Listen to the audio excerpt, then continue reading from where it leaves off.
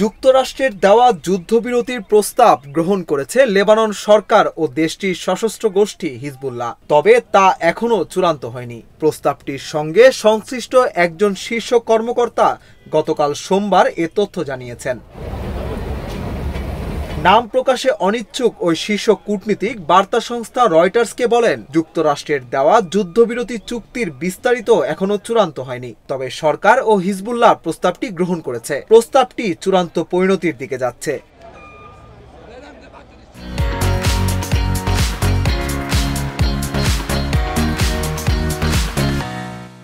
রয়টার্সের প্রতিবেদনে বলা হয়েছে, ইসরায়েল ও হিজবুল্লাহর মধ্যে চলমান যুদ্ধ থামাতে একটি যুদ্ধবিরতির চুক্তি নিয়ে আলোচনা করতে যুক্তরাষ্ট্রের প্রেসিডেন্টের বৈশ্বিক অবকাঠামো ও জ্বালানি নিরাপত্তা বিষয়ক বিশেষ দূত আমোস জে হোস্টেইন খুব শিগগিরই বৈরুতে যাবেন বলে আশা করা হচ্ছে। যুক্তরাষ্ট্রের একটি সূত্র এ তথ্য নিশ্চিত করেছে।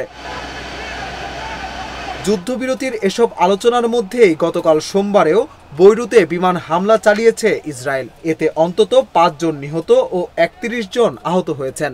আগের দিন রোববার থেকে অব্যাহতভাবে হামলা চালিয়ে যাচ্ছে ইসরায়েলি বাহিনী। লেবাননের স্বাস্থ্য মন্ত্রণালয় জানিয়েছে, গতকাল মধ্য বৈরুতের নিকটবর্তী জুক্কাক আল ব্লাত এলাকায় হামলা চালিয়েছে ইসরায়েলি সামরিক বাহিনী।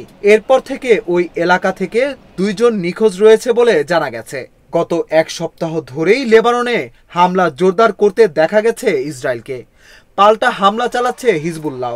গতকাল সন্ধ্যায় হিজবুল্লাহ এক বিবৃতিতে জানিয়েছে, তারা তেল আবিবের স্পর্শকাতর সামরিক স্থাপনা লক্ষ্য করে ড্রোন হামলা চালিয়েছে। ইসরায়েলের পক্ষ থেকেই এই হামলার কথা স্বীকার করা হয়েছে।